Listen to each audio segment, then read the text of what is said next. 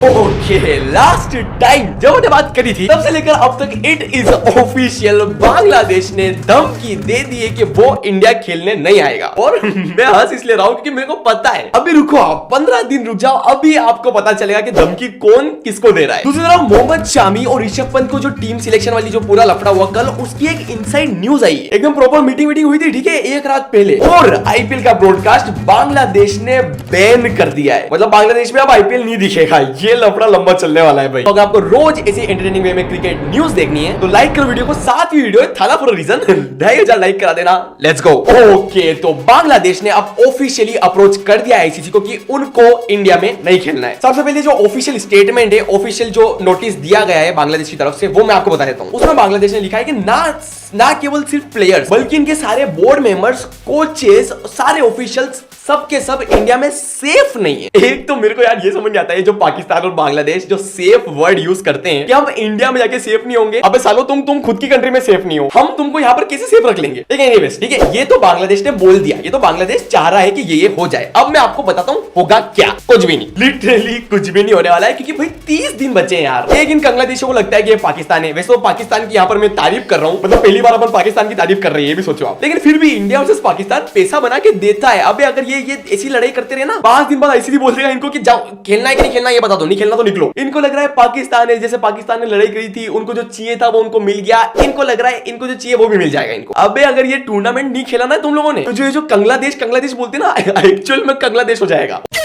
और मजाक से हटकर आईसीसी निकाल सकती है बांग्लादेश को अगर इनका स्टांस बिल्कुल नहीं बदला, क्योंकि 30 दिन बचे, 15 दिन, यहां से 10 दिन गिन लो, 10-15 दिन में अगर इनका स्टांस नहीं बदला तो बांग्लादेश आईसीसी वर्ल्ड कप से बाहर हो जाएगी। क्योंकि जो दूसरा अल्टरनेटिव है कि कर दो ना शिफ्ट श्रीलंका में, क्या ही हो रहा है। उसमें दिक्कत ऐसी है कि भाई एक तो 3 के 3 मैच इनके कोलकाता में, तो ये 3 मैच जो वहां शिफ्ट होने वो तो हो जाएंगे, लेकिन जिस टीमों के साथ में है ये 3 मैच, उन 3 टीमों को भी फिर बांग्लादेश जाना पड़ेगा। तो बहुत माथापच्ची है यार। तो ऑल्दो ऐसी रिपोर्ट्स आ रही है कि आईसीसी में भी आईसीसी शिफ्ट करने के बारे में सोच रही है, लेकिन 99% आपको पता ही है ये शिफ्ट नहीं होने वाला है और बांग्लादेश भी मान जाएगा, चुपचाप इंडिया में खेलने आने वाले हैं ये लोग, क्योंकि ये बॉयकॉट करना तो बिल्कुल भी अफोर्ड नहीं कर सकते। दूसरी तरफ बांग्लादेश ने आईपीएल भी बैन कर दिया है। इसके पीछे उन्होंने रीजन दिया कि जब बीसीसीआई ने, केकेआर ने मुस्तफिजुर रहमान को बैन किया तो उसके पीछे कोई लॉजिकल रीजन नहीं दिया गया, ठीक है, और इसकी वजह से हमारे सेंटिमेंट्स हर्ट हो गए और इस वजह से हम अब आईपीएल को बैन कर रहे हैं बांग्लादेश में। ऑलराइट, अब इसके पहले अपन वो मोहम्मद शामी और ऋषभ पंत की इनसाइड न्यूज के ऊपर आए। अश्विन अन्ना का एक बहुत बड़ा स्टेटमेंट आया है ऋषभ पंत और ऋतुराज के ऊपर, और बांग्लादेश क्रिकेट बोर्ड के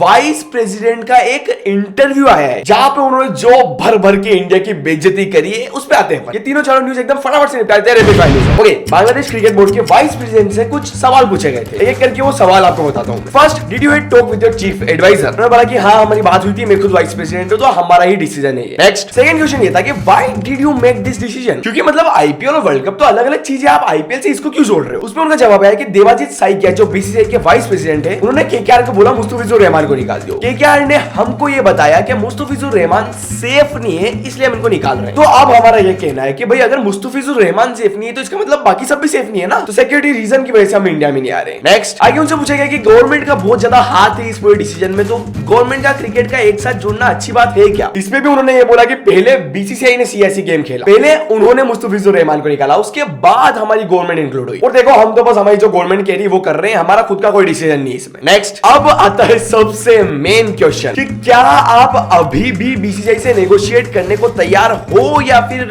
खेल खत्म है? और वही बिल्कुल सीधा मना कर दिया इन्होंने। तो उन्होंने बोल दिया कि नहीं देखो, ये कोई फ्रेंचाइजी बात नहीं हो रही है, हमारे देश की बात हो रही है। और फिर से वही सेम वाली बात बोलने लग गई कि मुस्तफिजुर रहमान सेफ नहीं था, बीसीसीआई ने आगे से बोला सेफ नहीं है, तो हमारे बाकी प्लेयर्स भी सेफ नहीं है, इसलिए हम इंडिया खेलने नहीं आएंगे। ये मैं बता रहा हूँ, 10 दिन रुको, अभी सब आएंगे या तो बाहर जाएंगे, देखना। नेक्स्ट, और आखिरी में बांग्लादेश क्रिकेट बोर्ड के वाइस प्रेसिडेंट ने ये स्टेटमेंट दिया कि अगर पाकिस्तान हाइब्रिड मॉडल में खेल सकती है तो हम बांग्लादेश भी हाइब्रिड मॉडल में ही खेलेंगे।